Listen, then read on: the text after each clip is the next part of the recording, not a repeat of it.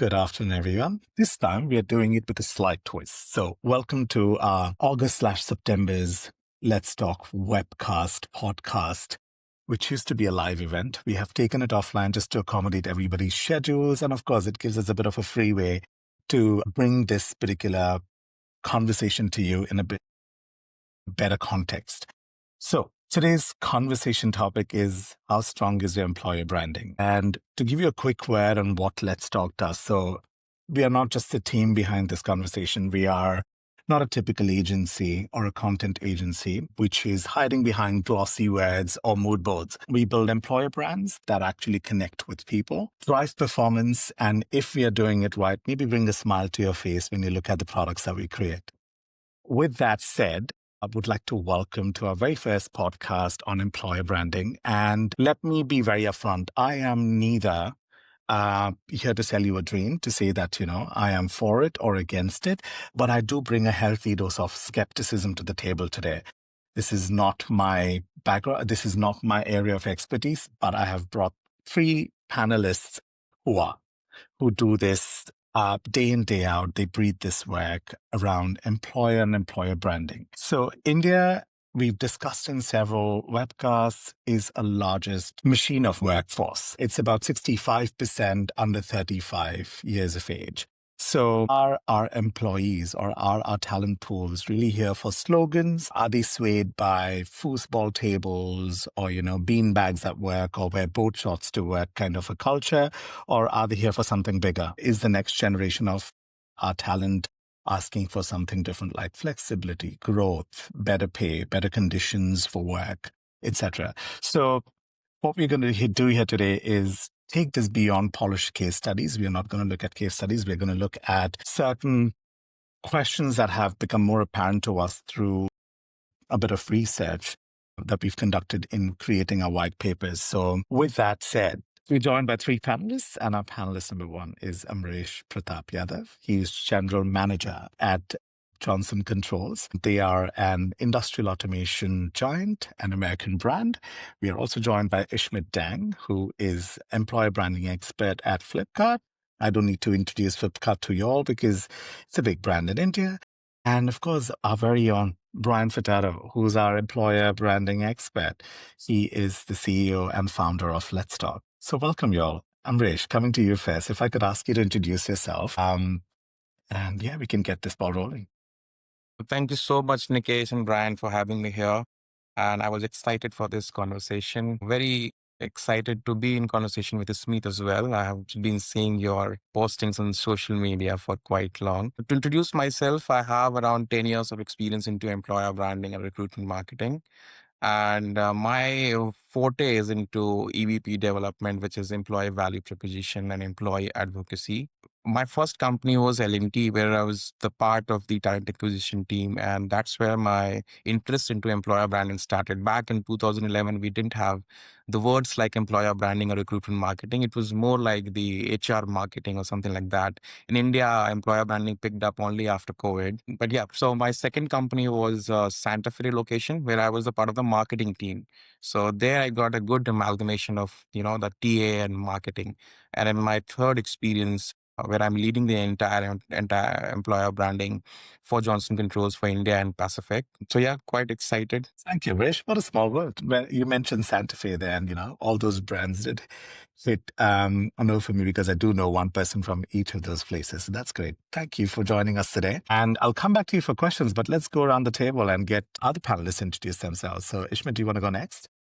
Yeah, absolutely. So, hey, folks, this is Ishmeet. I lead employer branding for Flipkart at the moment. It's been a marketing career throughout, so about 12 years of experience in marketing. I personally have a passion for storytelling, which is why I ended up in this space, because that's what I feel, employer branding is all about. It's about telling a story and trying to convince you through that story and why you should join that particular brand, right? So that's the space that I like to float in. Have had a background with brands like Wipro, with working with agencies, which gave me an opportunity to do social media, for a lot of other companies, big brands in India. And finally ended up here. Welcome, and thank you for joining this panel today. Thank you. Bryan, I I can go on for a while if I had to introduce you, so I will let you do the honors this time to keep us honest. No, first, can I just say thank you, Ishmeet, and thank you, Amresh, for, putting your hand up and saying that, yes, you're happy to come on this. I connected with you guys on LinkedIn, and I think it was really, really good. I do follow both of you on LinkedIn, and some very good inspiration comes out of all the social posts that you guys are putting out. So great work. And I'm really honored to be sharing this platform with you too. And of course, with Nilesh, who is a great friend and very knowledgeable in what he does. Talking about employer branding, well, I'm extremely passionate about employer branding and recruitment marketing. This is something that I was introduced to when I moved to Australia over a decade ago. And as Amresh said, that it was non existent in India and it has picked up. Having said that, there are a few ifs and buts when it comes to employer branding in India. But I just have to say that it is a great place to be when it comes to employer branding because it's fantastic to know that you're dealing with humans. It's fantastic to experience the life the brand lives and to be able to talk about that brand and live that brand along with not just the employer, but with the employees as well. So I enjoy it. And I think a lot of them are beginning to understand what employer branding is. Let's see where it goes. Great answers, everyone. Okay, so let's go to Ishmeet first. That's what we have on our list first, right? So, Ishmeet, what is the most overused employer branding idea you've seen? And why do you think it continues to persist? Oh, I could give you so many. I think one of my favorite ones, favorite not in a good way, of course, is work hard, play hard. It's overused too, and it had its time. Let me be honest with you, right? This has its origins in generations where workplaces are starting to become a little bit non-conventional. You had beer coming into the office, you had a little bit of table tennis going on, all of those good things had started coming in, and you could therefore work hard, play hard. However, what's happened now is that we've moved generations. One of the things why I feel it doesn't work anymore is it's generic. Everyone has, similar kinds of office spaces. You could work hard, play hard anywhere. Therefore, where's the differentiation for your particular brand?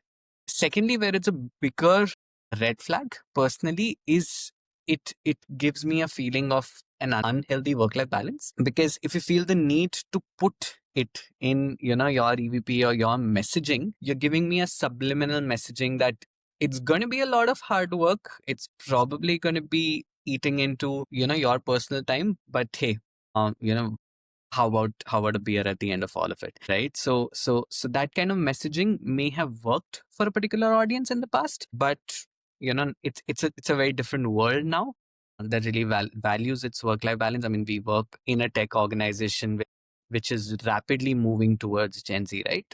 Becoming a large part of our organization. They see through all of this. They don't want to work hard, play harder. They want to prioritize, work and life in equal measures. So yeah, I mean that's this one's my pet peeve. It's a very good one. If I could take this around the table, because I think it's a very good question. So if I could ask you, Bryan, to name one, what would be an overused employer branding slogan in your point of view? Wow. We're like a family. It's done. It's finished. Never again. It's just when someone says that we are a family, run because that's not, we know that they're lying through their teeth. Look, I say that because families don't conduct performance reviews. Families don't lay people off. Families definitely don't ask you to work on weekends.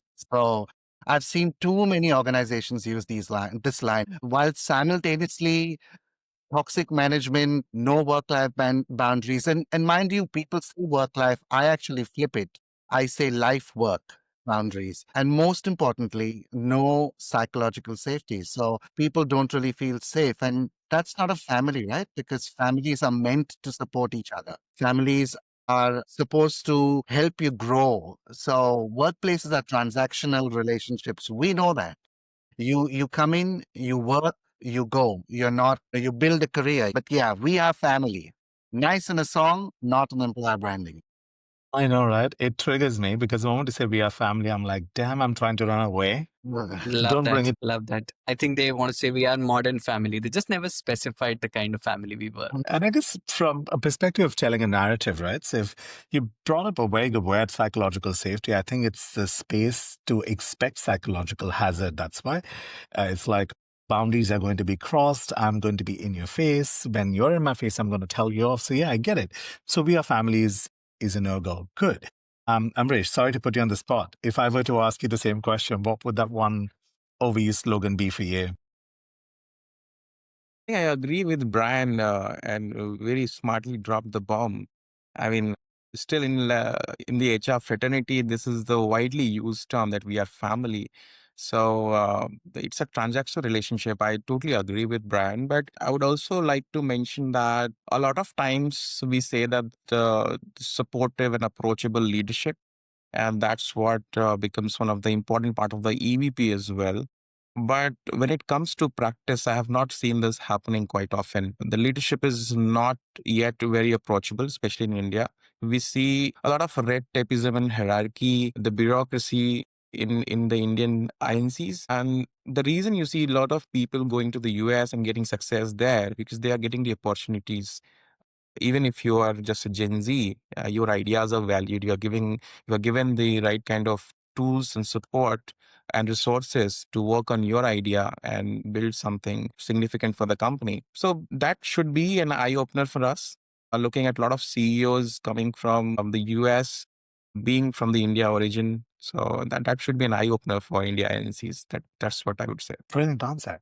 I guess we will stay with you for a bit, and I guess I'm going to take that question about it, about employment. So, how do you think people choose employers? If you think that this is what the perceived notion is based on your previous answer, why do you think anyone would choose? How do you think people choose their employers now? Well, Nilesh, I would say the society has changed in last 5 to 10 years, and we can see the impact of this change into employment as well. Today, employees are just not looking for the compensation or work-life balance. They are looking for an environment where they can grow as an individual, both professionally and personally. So when brands, talked about that we are not family, stop saying that. I would say that the authenticity is what becoming most important for employees today. The leadership transparency. So apart from just a good compensation and some office perks, what employees are looking for is the opportunities for the career growth. They're looking for the leadership authenticity and transparency, and also they are not just looking for the mentors, they are looking for the sponsors who sponsor them in their personal and professional growth. A lot of top tech companies today, you see, they're investing a lot on employee development. And this is a sign that, they've understood what employees are looking for today. Yeah. And so we have universal understanding of what employees are expecting, but you're in a marketplace of competition, right? Like if there are too many brands looking for similar talent, and if talent has these shifting values, Brian, if you had to sum it up and sum it up the state of employer branding today in India, give me a single tagline. What would it be and why? Oh, man. If I had to sum up employer branding, I'd be everyone's doing it, most are doing it wrong, and somehow social media is involved. It's almost like I'm dressed up, but nowhere to go. What I mean is that every single company, and I mean every single company, from like your creative agencies to the large corporates, they all suddenly think they need to be the next Google or Netflix. You know what I'm talking, right? But here's the thing, while their social channels look perfectly curated with the right pictures and all that stuff, their Glassdoor reviews, what I would say is like the Z horror show, probably scarier, right? The real problem is companies are spending so much time, way more time, crafting that perfect, we are all family here. And, in the social media posts, that actually figuring out why their HR and probably three other people in marketing, everyone quit in the same week. But the companies that actually, what I'm trying to say is that they're focusing on something that is not important. They're focusing on what everybody needs to look outside, but internally it's just not good. Companies that are actually doing it right are focusing on simply being honest. Like there's no lies on the job ad. The job ads are saying as is. If they say that you need to work long hours, and say you're going to be working long hours, but you also add in the benefits, you also add in the development bit. Just as Amresh said, that the current employee is not looking for just compensation. Gone are those days. Now, what's in it for me? Why do I need to just come in and work? Everybody knows that if I work, I will get paid, right? So money is a given. But what more? That's So amazing. Sorry, didn't mean to interrupt you there. But no, what you're saying is that people are concerned mostly about the optics. So it's the influencer era, right? So it's basically creating clickbait stories about, this is what our EVP looks like. These are our little employee value propositions through these different initiatives that we have. Or look here, we won this award this year. Um, all of those, right? And you get a trophy for participation in some of these associations. I see it's a very small market compared to India here in Australia, but you see similar trends everywhere. People follow same indexes and same award ceremonies, and everybody gets a chance to go on the stage and collect a trophy. But if we are looking at beyond the description of employer branding so far, if we were to do a thematic exploration and look at employer branding beyond its cliches, and let's cling on to words that we've used, like, authenticity and what's the future for it. So if it's not about just giving people huge salaries and expect they will be loyal because they want something more than just a big salary, right? Of course, money is never out of the question. We want good salaries. So if I were to come to you, Ishmeet, and ask you, what is the most, I was going to repeat my previous question, so let me come back. How do you see employer branding playing out differently across industries? I think that's the nature of the brand itself, right? So people in different industries have very different expectations from brands or the kinds of companies that they really want to work for. So for example, typically if you're going for a company in the tech space, a lot of people in the tech space want to do big impact jobs, right? So if I'm writing a line of code, how many people is that line of code impacting? Am I able to see the real impact of my work on the final application or the product that the company is building out? So in that space, employer brand works very differently. That's the kind of messages that you give. If for example you shift focus to a very different, let's say for example a healthcare sector, right, or a finance sector, a whole other pillar that gets added to EVPs is trust, right? Am I able to be a trustable organization? Because there is so much in the market that we've seen today with brands not being trustable, and people also having to therefore lose their jobs because of that. So to a fintech professional, you may talk a completely different language. Now you shift to supply chain, for example, and at Flipkart, we have this two worlds of sorts that we work in. So there is a very deep tech organization, which is a completely different kind of person, and then there is our entire supply chain, right, who will rate you completely differently, who will want completely different things, who will at times be much more grateful. So it's like two different employer brands at the same time. And then if you do a combined common EVP, it's not going to sit well with everyone. And that's the nuance of industries themselves. I guess at the end of the day, like with typical marketing, it's about knowing your customer, right? It's about knowing what they want. With EVPs, there is a tightrope that you sit on. One is, what do you want to say? And the second is, does the person want to hear? A lot of times organizations get super focused on, what do I want to say? It's a me kind of thing. But it only succeeds when you're talking the language that the other person wants to hear. And to that, right, what Amresh exactly said, if I have the best compensation in the market, and if that's all that I want to talk about, sure, I will attract some talent initially. But if my industry actually is grappling with just Let's say, okay, I could be the best paymaster in the market, but I don't have job security. People have had huge issues with layoffs, off late. So do I therefore talk compensation? Is that my only pivot? Or should I move to job security because my entire industry, my entire market is worried about losing a job? So those nuances of what your audience wants to hear is what needs to bake into what you want to say. And therefore you also need to compartmentalize EVPs. So you'll have tons of different ones of them, maybe one for every kind of audience that you're trying to talk to. And to that, I also loved, what Amresh and Bryan are also trying to say, that a lot of times, EVPs also need to feed back, right? So you cannot be a one-way communication person anymore. It's so if you are saying, offer challenging work, but your Glassdoor is telling you that you actually don't, and you just offer politics. If you do not feed that back to your HR organization and hold them accountable to take steps on it, right? So we do a lot of sentiment analysis, for example. If I don't give this information back, then I'm not doing justice to this job. It's very, very two-way now. Amazing. I guess it's the corporate ecosystem that spans across technology, services, manufacturing, startups. You covered the good mix of that. And is it safe to then say that there could be one perception of a brand based on what product you sell in the market? Like, your product, you work for Flipkart, you have the products that you sell are not necessarily yours, but people will have a brand recall of what you really do in the market, and then they will associate that with your brand. But when it comes to employer, I'm like, yes, Flipkart sells this or this, they are a tech platform, but who are they as an employer? That becomes a different conversation, right? When you were mentioning that, example came to my mind because it's like, we had a Godrej Almera at home, and their brand with their product and them as an employer was not very different. You had to mention one brand name and people just perceived, oh, good employer or good product, right?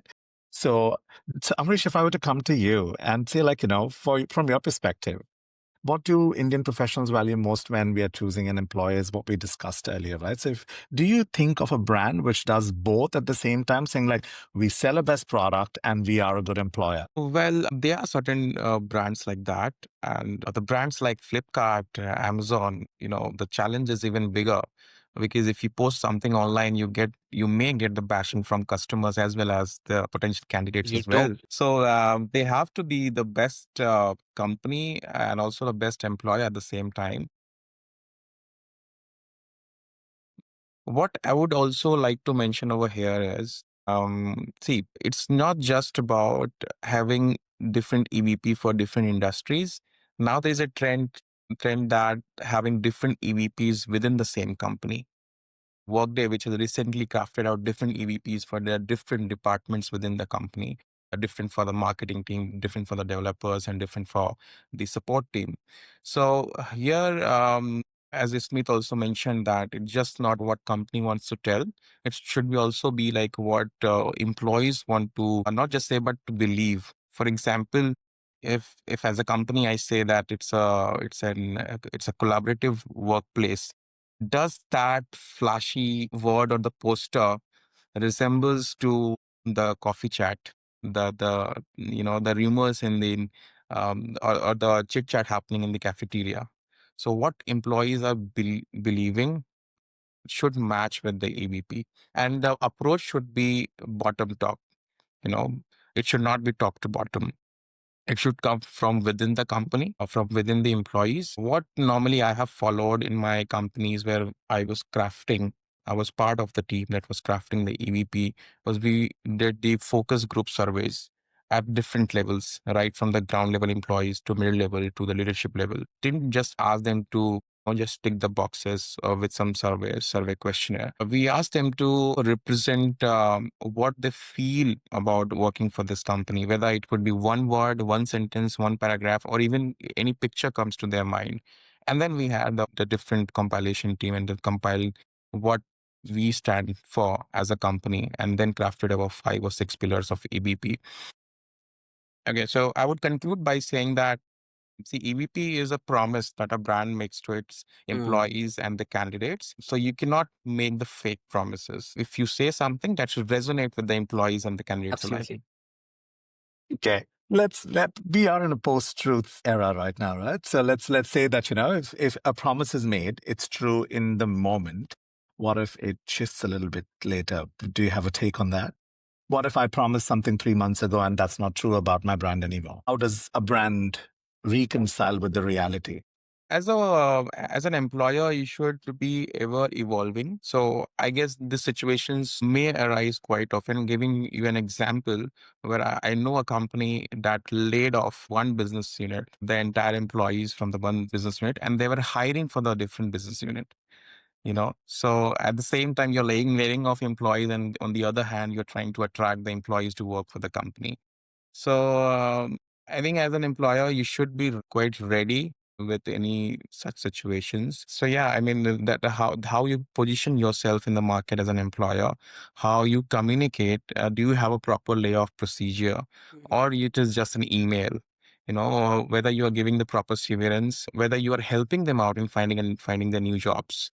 So these are the things. If you follow these steps, then I think you won't have any problem in the further challenges. So amazingly put. I have another follow-up. I'd like to add a bit to that, Nilesh, if you don't mind, because this Sure. is something Come on just in. that's top of my mind. See, you have to be very careful with the promises that you make as well. Like one of the most common examples of this happening is remote work. A lot of companies during COVID went entirely remote, right? Since the world opened up again, they realized that they were not able to effectively collaborate, or, in certain cases, organizations just not able to trust employees, enough to be productive from home, and started calling them back to the office. Therefore, things like complete remote work cannot be an EVP. You have to be so you have to look at a little bit of an Uber level so that you don't walk yourself into a trap, right? So you say flexibility at work. That can mean a lot of different things. In your case, yes, define it. Be authentic about it. What does flexibility mean today? What does flexibility mean tomorrow?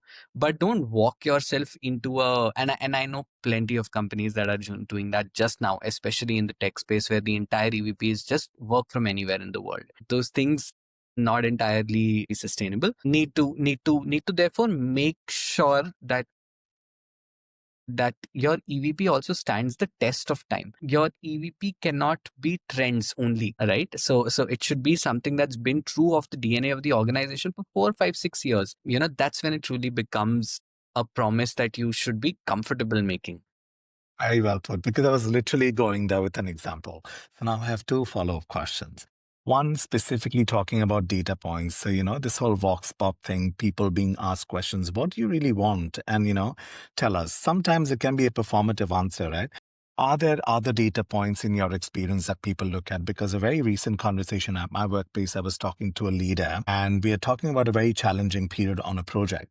So it is a micro environment within a very large environment, right? So we're speaking what's going on here. And this leader says, the moment the absenteeism in my team goes up, I know something is wrong. I need to become more vigilant about what's causing stress. How can I relieve that stress and, bring people together?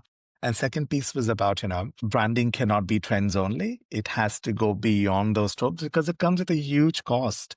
Sometimes cross-border taxation becomes more impossible to manage than employees' willingness to let people work from wherever, right? There is one brand that comes to mind. I can't name them yet. It's an Australian brand, but the EVP for bringing people back to office.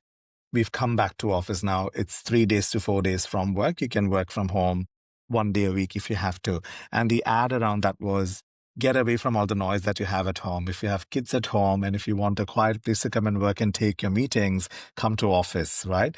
And that's why we are constituting 4 days from work. People chuckled at it for a bit. I'm like, what a cheeky way of getting people back to work. But it was positively painted. A female CEO was asked a question around, what are you doing for working moms? And female CEO goes, I have done it all. It's not possible to have everything. As a female leader, you have to make a choice. Do you want to be a good mom and be present for your children? Make that choice. If you want to come back to work and smash at work, make that choice. You can't do two things together. We don't want you to kill yourself. And very nicely put the ball back in the employee's court, right? So those are the two examples I was thinking of. Now we've given you enough fodder, Bryan. I'm going to come to you and ask you to complete a sentence. In India, employees do not just want dash, they also want dash. Where would you take this? I think we've already covered a bit of it where we say employees do not just want a paycheck. But I'd go on a limb and say they want respect for their time. Really important, especially in the Indian context. And it's a very funny situation because a lot of people working in India are actually servicing a very large population, companies outside of India, right?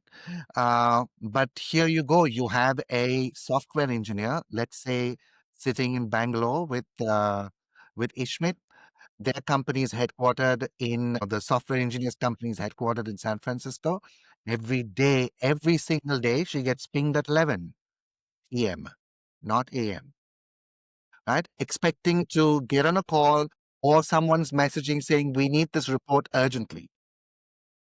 Now, the point is, what point do you say no? The company is paying well, everything is good, but at 11 p.m. to be available or to make yourself available, you're missing out on your family time, you're missing out on being with kids, being with your children, you're just missing out on what makes you a human outside of your workplace, right? And Indian employees today, especially the younger generation, they're done with this nonsense. And I have to say nonsense. They want companies to understand basic geography, human decency, time zones. They want leaders who say, let's schedule this when it works for everyone instead of, can you hop on a call right now?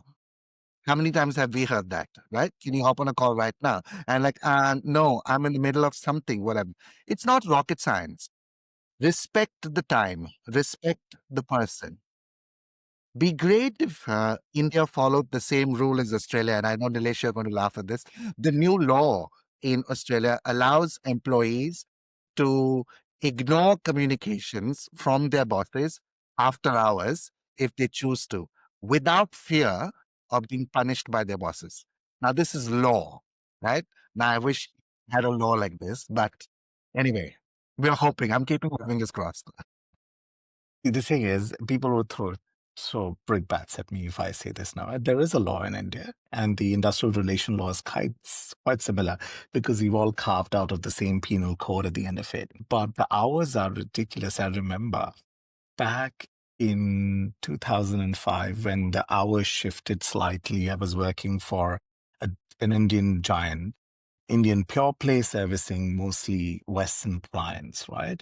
So the distinction was the people who work onshore work whatever 37 hours a week, 40 hours a week, but it's loosely put. You work whatever hours you have to get the work done in the set amount of time, right? But when you come back to India, your official work hours were 60 hours work weeks because that's what industrial relation law allows you to, because it counts 6 days work week, not 5 days. And you could work as much as 9 to 10 hours a day. So it was not 60 hours. It's 60 hours is just me rounding it up, but it was something like 55.5 or something like that. All right. So coming back from that, that's amazingly put, Brian. It's like, you don't just want money, I want respect. And that respect could be slightly different. So you have to be objective in what kind of workforce you're hiring. Good note for all employees. If we were to move to a section now, we were trying to do a bit of a case review. So we're looking at, of course, don't have to represent your brands. You can actually take examples as customers from the market. We mentioned Workday and Google earlier. So these are our everyday brands that we use. So if we were to look at known brands for us, so Indian Pure Play, Infi, it's in the news for specific reasons around how people should work, right? So let's bring them in. Let's bring Google in because Google, when it came to India with their big office, it was originally AdWords only, and eventually it was software engineering and all other brands as well, right? So bring them in. They're a large employer, and we have our old trusted old brand like Tata's. We all know them as a brand, them as the GE of India, if we could call them that. So think of these big brand names, and if any similar brands pop into your head who have highly visible employer branding campaigns in the market. And if these campaigns generate strong engagement, they're often cited as benchmarks. Let's be like them. So what do you think these campaigns or similar campaigns get right? And if I could go to Ishmeet with that, what do you think these campaigns get right when they actually become a cited branding campaign for benchmarks? I said there is an HR answer to this and there is a marketing answer to this, and I'll Marketing, give you please. both. I'll actually give you both. It's not an HR Okay. answer, actually. It's something that we mentioned a number of times before. It's authenticity.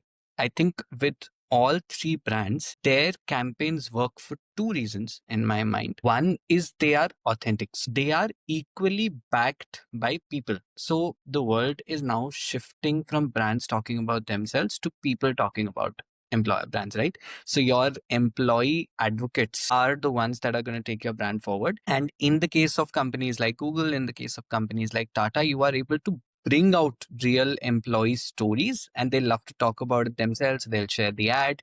Every person who works at Google that you talk to, for whatever reason, will tell you that they're having a great time. It's a great organization. So there is a lot of belief, in that. And Google, in a lot of ways, I consider them to be the OG of employer branding, right? They started doing it when no one else was. They started showing their offices when no one else was. They dared to put, it in a movie like The Internship when no one else was. And that's the marketing answer of it. Just do things that people don't expect employer brands to do. I'll add another one to the mix. Just one of my favorite employer brand campaigns of all times. Brand not so do, it's Intel essentially, and their campaign of "Our heroes are different from yours" was such a fantastic marketing insight, right? Everyone was showing the one thing, showing one kind of employee, and they said, hey, okay, our heroes look different, but they are still heroes as well, and that's how we celebrate them. And you could immediately relate to it. So it's that same, the marketing answer is make it relatable, make it something that you do not expect to see. And the HR answer is make it authentic. So if it's backed by employees, if it's backed by a Glassdoor, whatever organization you are, it's gonna work for you. If it's not, it's gonna be a fad. People will talk about it for 5 days. Then someone else will come on Grapevine or Blind and be like, did you see this ad? So not true. And just get buried. I think that's where the answer is. Nicely done, Ishmeet. A good one on marketing and on HR answer as well. So, Amresh, where could such campaigns go deeper and reflect authenticity? If I were to just shift the dial a little bit. So, we've used the word authenticity quite a bit now, but if it were to take across industries, like, and if you were, do you have any other examples from industries such as yours where this has either worked or failed in your experience? Nilesh, these campaigns work brilliantly in terms of reach and storytelling. But where we are going wrong, it's important to understand that. See, whenever it comes with the glossy, the flashy videos with background music, you understand that it's just another marketing campaign.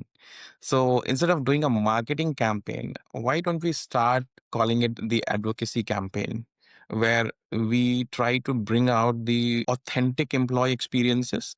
Why don't we talk about an employee sharing his or her experience coming from the experience of the burnout and developing and improving themselves to a top performing employee through the employer support, or any other example of the leadership, and not just confined with the leadership, covering all the levels of employees from the ground level, middle level. I personally don't see a lot happening in the industry right now. I mean, you could see a big, the airport hoardings where they would talk about why someone should join the company. Even the employees, even the posters, the models on the posters are not the genuine Not employees. real employees.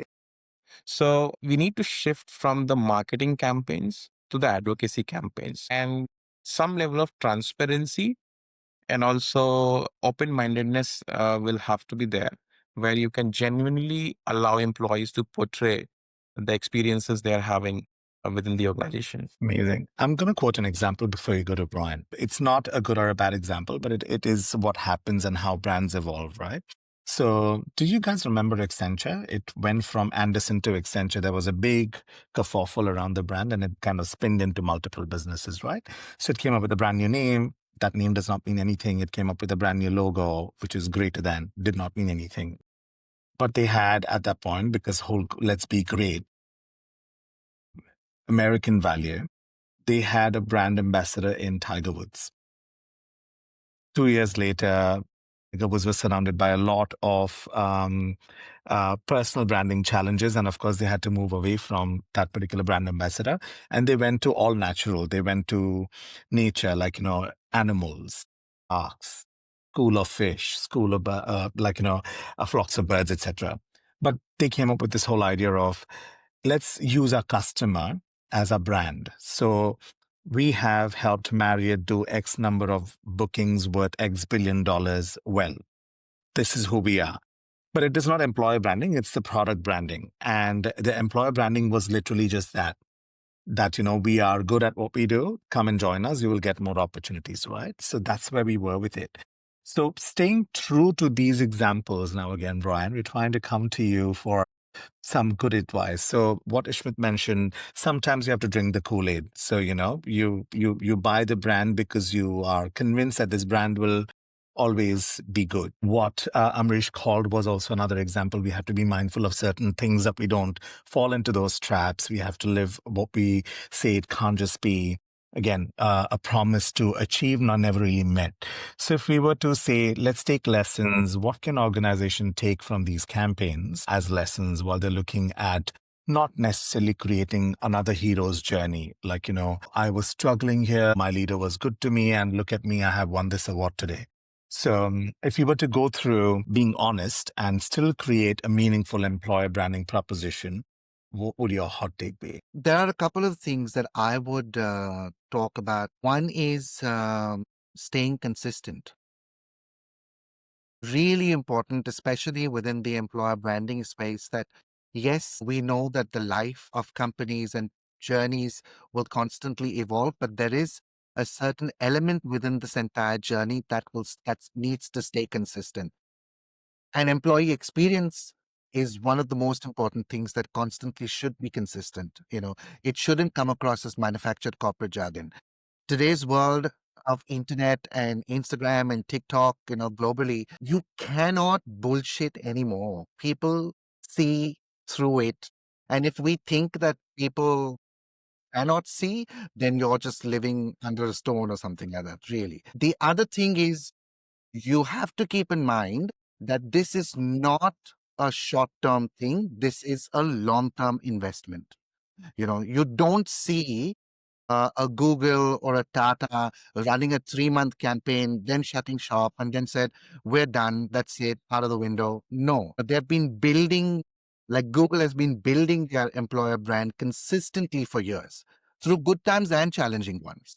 What Amresh was talking about, and even what Ishmeet said, is Google is about innovation. They actually show in their employer branding, they're actually showing, and I call them Googlers, explaining how they built something or solved the problem, not just saying that, oh, this is such a great office and I play ping pong and all of that, because no one really cares about that. In your head, you're coming into office to work. In your head, you know that you're not coming to office to play ping pong. So let's be consistent. Let's be honest about what we are going to or what we're doing.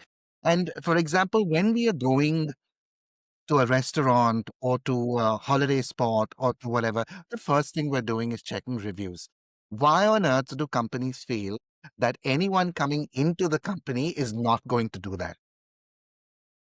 Right. So it's really important to pay attention to those things, and you can't lie in that space because it is what it is. Right. So accountability is really important because it's not just about I'm a leader and that's it. My job is to look after everyone, but my job is also to be there for everyone because that is part of my job. Accountability, consistency. What else did I say?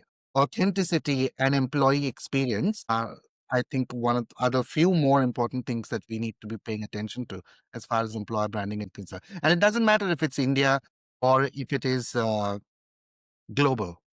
It's the same story. Even like here in Australia, it's the same thing, right? How about I throw this question to Amrish? What's the current gap? What do you feel the current gap in the Indian employer branding space is, and how can that be filled? What do you feel?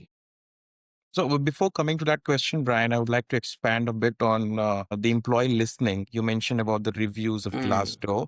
I would also like to add that whether as an employer you are looking at the right platforms where employees are talking about, it's just not the Glassdoor anymore. There are several other platforms like Quora, Reddit, Blind, Levels.fyi, Ambition Box. And there's something that is something very traditional. Ishmeet, we talk about the word of mouth marketing. It works similarly in the employer branding as well. What your employees are talking about you in the coffee chat, during conversations in the cafeteria, within their networks, what they are talking. I think there should be right channels to receive the feedback from the employees, the honest feedback. And so I remember a campaign that we did internally in my company was we took the feedback and then we worked upon it, made the changes what employees were asking for, and then conveyed back to the employees. You asked and we delivered. So that kind of campaigns really work best, where we give employees also a chance to share their opinion and their experiences. Sorry, I forgot the question you asked, Brian. If you could please repeat. Yeah. So the question is, what's the current gap that you see in the employer branding space, especially in the Indian corporate world? Okay, so I think you would also agree, Smith is here. You would agree that employer branding in India, NC, is more like nice to have function, and it is not given as much importance as it should have been given, and it is given at the global platforms. Many of the organizations are also not able to decide or where the employer branding should be placed, whether it should be under marketing or in the HR, or should it be an independent function. With that, because of this ambiguity, I would say you are not able to decide the proper metrics, the ROI for employer branding. For some people, the ROI could be the number of positions got filled, and the time to fill got reduced. For some, it could be the number of impressions, but the real ROI would be the sentiment analysis, how the sentiments of the employees have changed, how likely the candidates are going to join you, or whether the candidates are approaching you directly, or you need to do the campaigns to attract them. So to conclude my answer, I would say that defining the importance of employer branding within India INC would be important, and also defining its place, whether it should be, I mean, doesn't matter if it is under HR or marketing, but it should have proper, importance given. And this should be one of the important KPIs for the CEOs as well. That's what I would say. What about you, Ishmit? Sorry, Nilesh, I'm taking over. Please Yeah. do. Yeah, I think I'll give you two answers because that's what my company is about, right? Delivering the best value essentially. So I'll pick up from what Amresh said. I think the big problem is the cost center approach towards employer branding that we still live in a lot of ways. It's very funny to me that a lot of companies or a lot of CEOs would be heard saying that our people make the difference. And the function that brings in the people is where the investment is the minimum. So if it's truly the people that make the difference and you need to attract the best people, this is the function that therefore needs to get that investment, or just be lent that ear in a lot of ways. That if it's not about ads, right? It's about really telling what's true about your organization, and also understanding that there is a gap between your aspiration and who you are, and making true efforts to actually move towards that aspiration. That's my one answer. The second answer that's severely missing at this point is that it's just that we have to realize that the world is changing under us.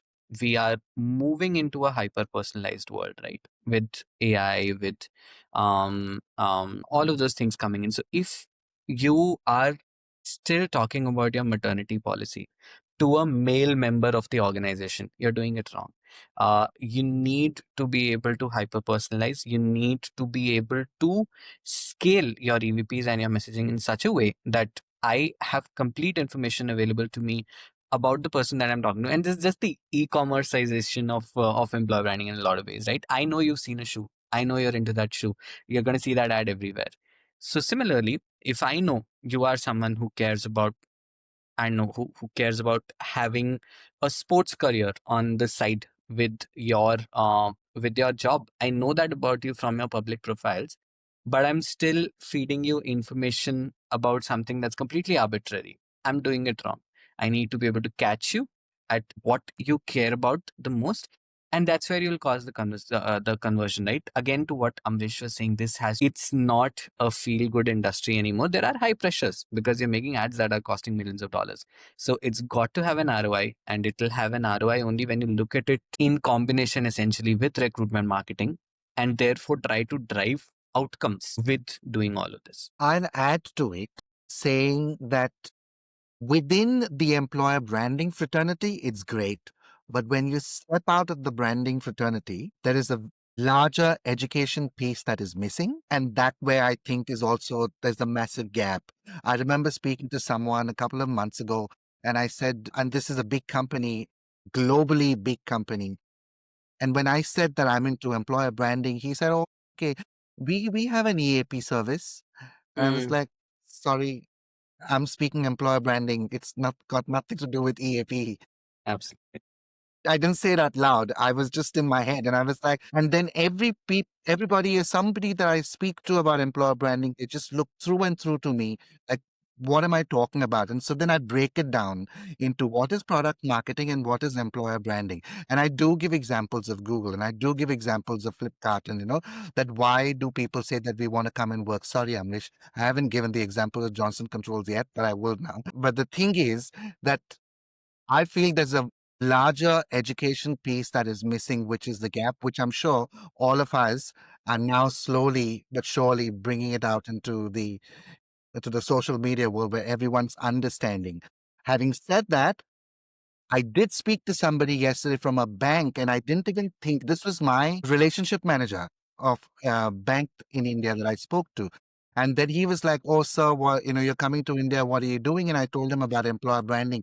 And he just went off about employer branding and why it's important. And then I was like, "Oh my God, I'm so I'm impressed." shocked. Yeah, I am so impressed. I didn't think you would know, but it's so I'm assuming that people are reading about it slowly but surely, but I still feel that there's a larger piece of education that's missing. Definitely. Brian, I would like to take 2 minutes. So, Ishmeet, you talked about the metrics driven employer branding. I would like to understand your approach because what approach I follow is the short term, mid term, and long term goals. So, my short term goals are number of postings, campaigns, impressions, all of those things. My mid terms are largely related to the recruitment marketing and recruitment, number of fills we have done, the quality of applications, number of visits on our career site, all of those things. My long-term goals are more of related to the sentiment analysis, the feedbacks we are getting on the Glassdoor and all of those things. So this is my approach. So I would leverage this opportunity to understand from you, like what approach do you follow? Yeah. I think very similar. We just call it a different thing. It's just L0, L1, L2 kind of metrics. But largely the same thing, right? Short term media metrics is one set of things we track. Your ratings, your sentiments is the other thing that we track. Another thing that we try to do, because and this is in the spirit of wanting to make it inside out, right? We also make ourselves accountable to our internal surveys. So it's not just external employees, but if I have made a promise to you, how am I delivering on that promise is also a question that gets asked internally, and we are held accountable to that. So that there is then also meaning in me trying to go back to my HR and asking all of those questions, right? We collectively agreed to make this promise. Let's say the promise is, I'll give you big jobs. I'll give you a lot of ownership. Then I have the right to go to them and ask, hey, can you look into the data and find out how many people actually have big jobs, and has this number moved since we made that promise? If it's on a downtrend, why is it on a downtrend? So that's the one additional element that we do as well. And in addition to this, the only other thing that we also do is that when we started on our employer brand slash EVP journey, employer brand not be fair, that's been on for a while. But when we made our EVP, along with this, we made a 3-year integration plan where the thought now is that if I'm saying, let's say lever mark is a pillar of my EVP, how is it embedded into every single employee touch point? How do I make sure that every new policy that gets formed, is it talking to this pillar? If it's not, I have the right to say that maybe it's not what we want to be spending our time doing. So that integration metric of trying to calculate how well am I integrated into each HR function and therefore each employee touch point is also another thing that we look into, because to what you originally said, right? It's moving into a world about advocacy. I'm going to need to stop talking about my brand. My employees are going to need to start talking about my brand. And they will do that only when they experience the promise internally. The minute they don't, they will still talk. It will just not be to my benefit. That's amazingly put. You're not just sharing how to make employees drink the Kool-Aid, you're showing us how to make that Kool-Aid amazing. If you were to just take a step back and say, let's look at example, right? Let's take an example that we don't work with. And I don't know if you have had experience of working on an ad campaign for either Army or recruiting for Army. Because there is one thing that get called on, which is patriotism. And, a lot of recruitment happens through just sheer emotional attachment to having a Absolutely. job in and having a career with an Indian Army, right? But at the same level, if you look at forces, but state forces, specifically around police forces, struggle to recruit or rather get those, not necessarily just recruitment through lower levels of cadres, but also high ranking officers that actually go to educate themselves on law and whatnot. So experience or just have a bit of a riff on, why these two distinct, similar calling, we could play on patriotism on both ends, but one looks to be successful and other seems to be suffering slightly. I'll take a punt at it. I think you brought Army as my favorite example, right? Especially for the younger generation, because as per data, the most important thing that the newer generation looks at when choosing an employer is a sense of purpose. Does the organization have a purpose to begin with? And does my personal purpose align with the organization's purpose? And I'll bring back sort of Make in India to this, right? You have a lot of Indian origin executives working in foreign firms coming back to solve for India because the purpose has been marketed very strongly. It's that higher calling, right? That you come back to and feel accomplished with. I'll go again into, it's a little HR answer, but you're just hitting me at the top of what Maslow's hierarchy of needs is. You're just giving me that, okay, this is my true calling, my true purpose. This is more than money. This is more than everything else. And that's what the Indian Army does for you, right? And a lot of organizations falter there, by the way. We write 3-line purpose statement trying to explain what I do, how I do it, da da da da da, right? Indian Army, 3-word, 4-word purpose. Everyone's behind it. We have a lot of veterans who work for us also. And I often ask them this question, why? Why are you so together? And part of it is patriotism. Part of it is a sense of purpose. Part of it is a sense of pride that it gives. The army is incorruptible. However, when you get into local um, arms of, let's say, the government or the same things, now this is a glass door problem. Now it's known, I have bribed someone, therefore these people may be bribable, therefore I don't see a sense of purpose here. They are corruptible, therefore they are like any other organization that I choose to work with. Why put my life on the line? I'll work for another organization. But the army, therefore, is truly incorruptible, truly has the strongest possible purpose that you can leverage heartstrings on. My favorite thing to say is, when you make an ad or you make a campaign, the purpose is to drive an emotion. If it doesn't make you laugh, if it doesn't make you cry, you've essentially failed at it. So that's the answer. Like the last part of your answer. Do you want to take a punt at it, Amresh? Yeah. So I really loved when you said that the sense of pride. I would like to add on one more thing, the sense of belongingness. How often you are made, feel the part of the organization, that you are contributing to the organization's growth, So absolutely agree with your point of Maslow's hierarchy. The sense of pride, the sense of belongingness, and the sense of purpose. I think if these things are in your messaging, definitely you are going to attract the employees. By the way, army can truly get away with saying we are like family. That's true. I was going to come to that. I was Yeah. going to Bryan with that. I'm like, that's one place where it might just work, because it's like, Yeah. the campaign a while ago was, you look after our nation and we look after you. Absolutely. Right? That was their whole, and they don't even have to list the number of benefits they offer. or what Yeah. salary they're going to offer, people generally just flock there. But let's take a punt at it again, Brian. Is there anything that you would want to cover in that same regard, or we can change the question for you? No, I would go with what Amrish said, but truly belonging. I think there's a lot of tokenism that happens and it's wrong. For example, you have everybody that they say, "Oh, I'm a DEI expert and I'm all about inclusivity and things like that." And the only thing that they talk about is LGBTQIA plus. Full Yeah. stop. Yeah. And there's nothing beyond that. And I'm like, how are you being inclusive if you're only going to talk about LGBTQIA plus? I mean, are you really talking about, let's say, back to work mothers? Are you talking about physically challenged people? Do you have facilities in the office that can support these people? On what are the other factors that you're paying attention to where you bring in inclusivity, and you say we work with you from a mental health perspective, but just providing EAP service is not that. But are you providing psychological safety in the workplace? Are the leaders working with you one on one towards this? For example, there was a thing that went viral on Reddit about how this person joined a company, took their salary in 1 month's time, and then left the company. And the HR wrote a really long message. And everyone started talking about this is how this is how people are. They only want the money, this, that, and the other. I don't think anybody read my message, but I actually wrote saying that, did anybody try? And when I say anybody, the HR, the managers, the leaders, the executive leaders, did they even want to talk to this person for that 1 month that they were there, saying, how are you? What's your journey looking like at the moment?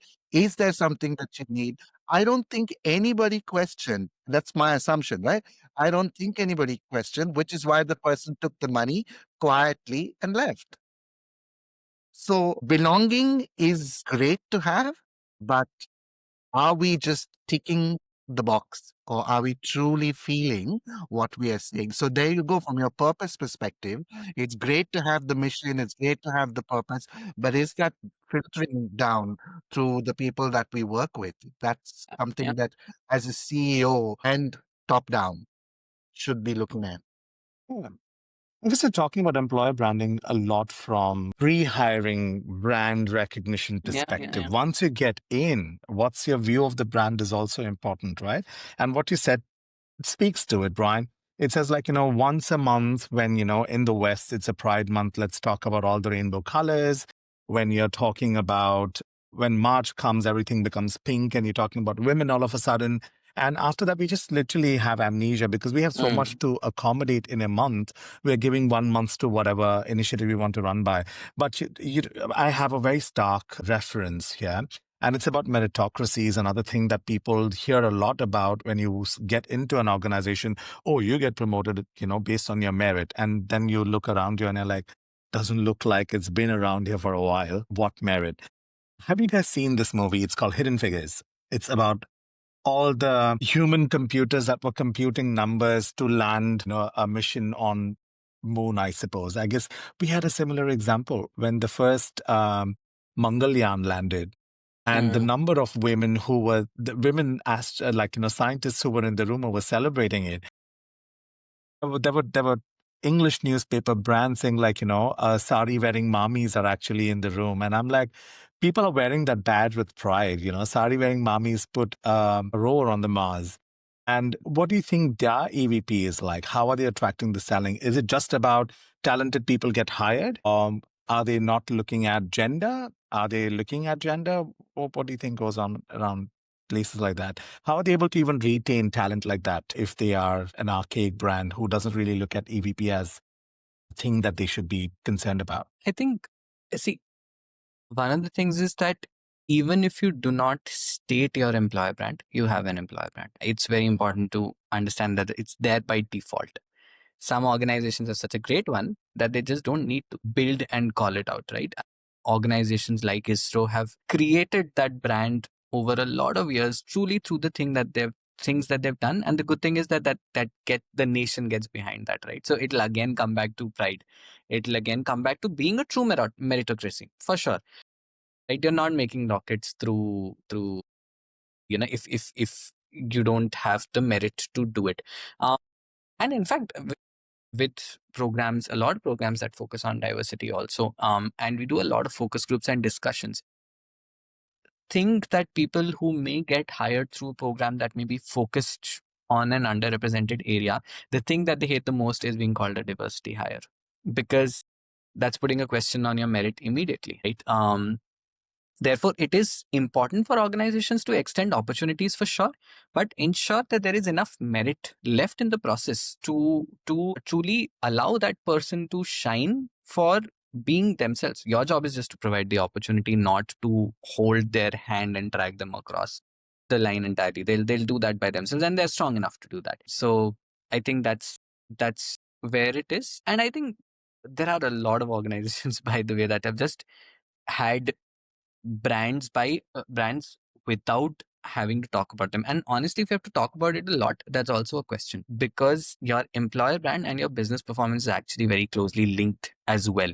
You cannot dissociate the two. If when the business is going well, attracting talent is way easier. They will lap up everything that you say as a part of your employer brand. When the business is going tough, you may say, I offer great problems. They may come back to you and say, you've not solved a great problem in a decade. What are you talking about? Right? So those things, the inherent nature of the work that you do, and therefore what is your purpose as an organization, is a huge big element of the employer brand, as is things like your values. The way we look at it is, we call it a trifecta here at Flipkart. So it's your purpose, it's your values, and it's your promises, which is your EVP. When you combine all of these, this essentially then becomes the culture of your organization in a lot of ways.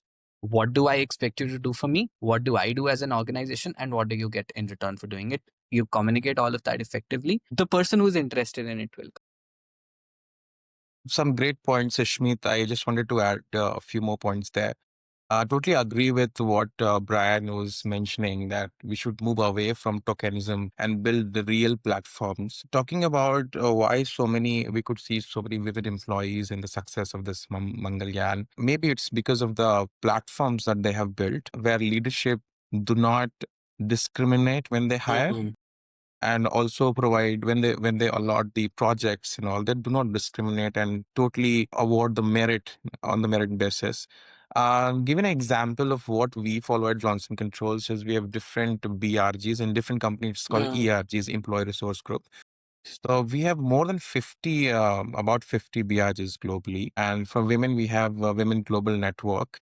It's just not the BRG. I mean, every week, something or the other events keep happening across the globe, where everyone gets a chance not just to share their experiences, but also if they want to initiate something, initiate any campaign. So it's free for everyone to join, whoever wants to join. It acts as a local club, within the organization, where you can come together, share experiences, enjoy, learn from your peer group. So yeah, so building platforms, consistent platforms, is very important. And from there, we can see, as we talked about, the brands fulfilling their promises. So from there, we can see the employer brands fulfilling their promises. And I love that, Amresh. Thanks for sharing that, because BRGs are places where I've seen true belonging within organizations. You may not feel psychologically safe in the entire organization, but within a BRG with people like yourself, that's a true psychologically safe place to be at. Thanks for sharing. Bryan.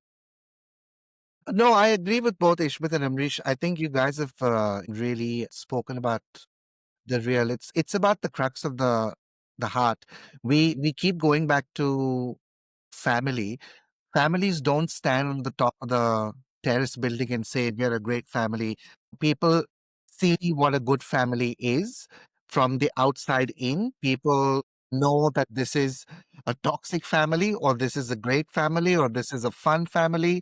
They can see it, right? But that's because the people inside the family just go about doing their day to day, living their day to day, experiencing their day to day without having to shout out from the mountaintops. And that's what companies need to think about. If you're actually shouting it out of the mountaintops too much, then something is wrong. But a real company doesn't need to shout it out.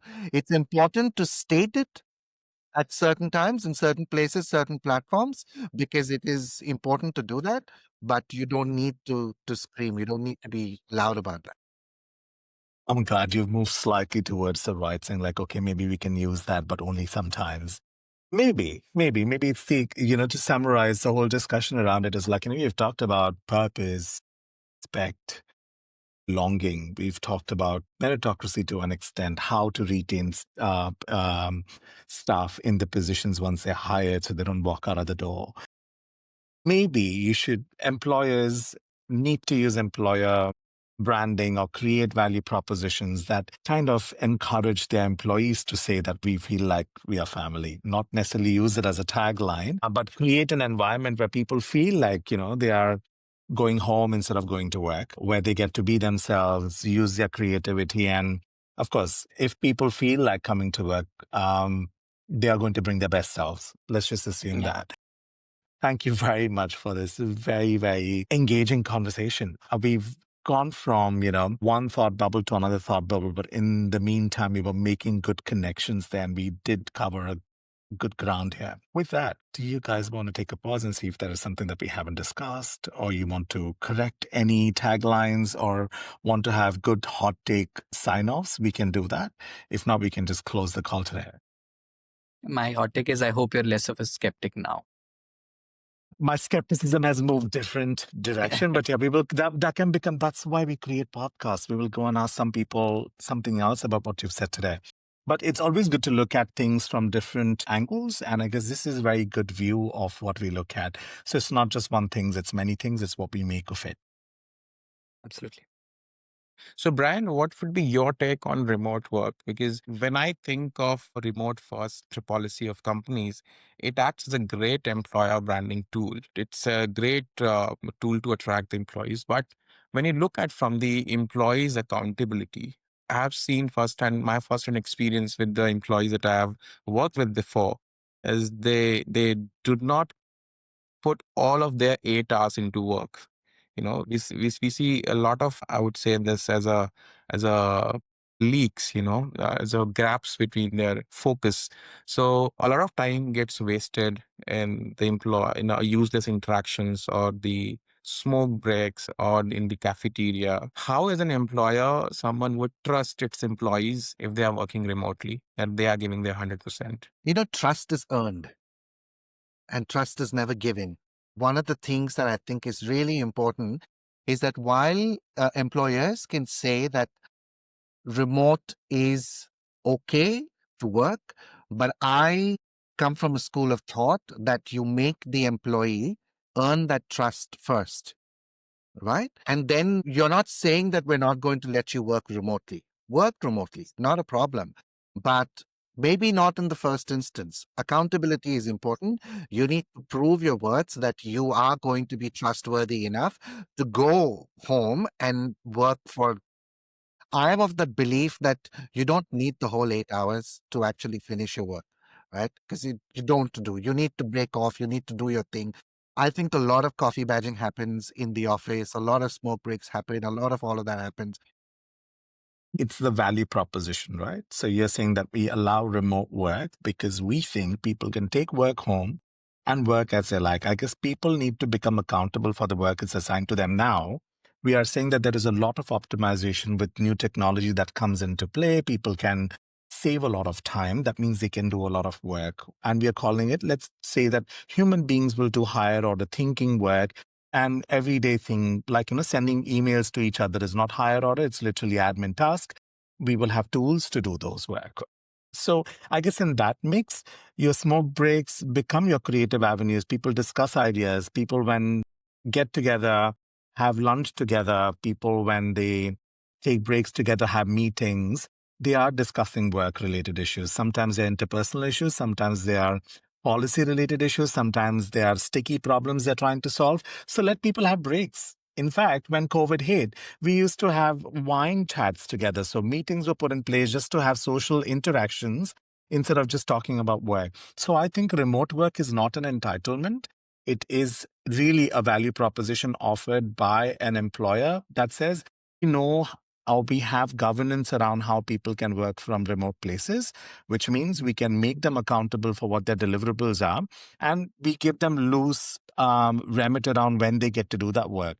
If you are a working mom who has to look after 3 kids, you can get up at 5 a.m., get all your work done, do all your, put all your ideas in a page and send it to your team. Team will come and pick it up. If you like working 9 to 5, do your 9 to 5. If you want to come to office, come to office. If you don't want to come to office, don't come to office, whatever works. So I think accountability is important there, but that's just my take, and it could be No, and completely it's never a controversial. one size fits all, right? It's because there are, as different industries have different formats. If you're in the tech industry, it's different. If you're in the retail industry, it's different. Like how an EVP is never a one size fits all. The same goes with this. I mean, and it's not. Absolutely. It's It's not different. cross industries. It's like people like us who do knowledge work behind the screen. We can talk about this. I have a Yeah. best mate who's a doctor. He's not known what it means to work from home ever. So when I tell him I'm working from home, he really looks at me and says, "That means we're not working at all, right?" And that's what Yeah. it translates to him. There are a lot of people who do take advantage of the remote thing, and that is what I meant, that remote work is great. It is a great luxury because you don't have to travel. There are lots of things that come as perks, right? With it, you're in your house, you can do so much more. But I feel that it needs to be earned, and that's just my take as a person. I'm sure Ishmeet is going to say, like, what does your data say? What does your data say? How many people are really faltering?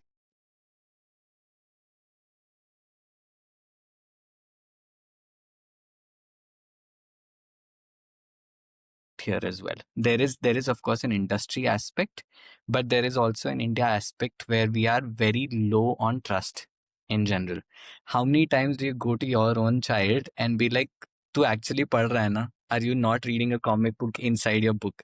It's just that we come from that space of low trust that a manager immediately, when a person maybe is not doing what they want them to do, the immediate assumption is that ये घर पे बैठ के कुछ और कर रहा है. Whereas the person could be going through something, it could be a challenge, but we don't go into, and that's where, if you want to do remote work, there is a lot of training that you need to do for your leaders, for your managers, to be able to effectively manage and be trust that the person will get their job done, and you don't need to be sitting on their head to kind of make it happen. And it's a very, very cultural thing, by the way.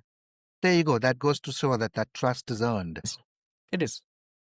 And from the success of employee point of view, I have both examples. I have some remote working employees who manage their time very well. They give proper time to the family, and they are the best performers. It Absolutely. works in their favor. And I have known some employees who think that, the office environment works best for them. And according to them, the real employee engagement happens in the smoke breaks. I remember in my previous company where I was working directly with my MD, and he told me that most of the promotions happen in these kind of smoke breaks. So that's where the decisions are being taken. So both have their own perks, their own benefits. I think the one size doesn't fit all. So it also depends on the kind of, it's a cultural thing for sure, but it also depends on your personal preferences, what works best for you. Absolutely. And I agree when you say smoke breaks. I mean, I don't smoke, but I used to love going and being part of the smoke breaks. And if I wasn't there, it's like FOMO happening. Like, what am I missing out something? Like all discussions, like whatever it is, movies or the next thing or the whatever is all discussed there. You actually make friends in those breaks, not necessarily smoke breaks. It could be chai breaks. It could be anything else. It is yeah. It's the most authentic class tour, by the way. It Yeah, is. it is. And I guess for people who don't smoke and who are eventually listening to this, it's like, informal networks or informal clusters of Yeah. networks that are more influential in making decisions. That's where a lot of thought is expressed candidly. A lot of feedback is expressed candidly. Feedback is taken very well because, it's delivered in a friendly style most times. And the assumption here is we are all here just casually, right? There is no formality around it. The moment someone from HR kind of drops into those kind of meetings, kind of becomes coy, that's where the lawyers come into the picture, right? But no, completely. It's informal groups that help us, have those really true discussions. So no BRG can replace it, but that's given. All right. To sign this off, I guess we will just work around this. So thank you for bearing with me today with all the technological challenges that I've had and being very patient with our questions that I was constantly moving around with. But you guys had such interesting and unique takes on every question. So thank you for generously sharing your time with us today and sharing your thoughts around the whole topic. So until we meet again, have a good evening.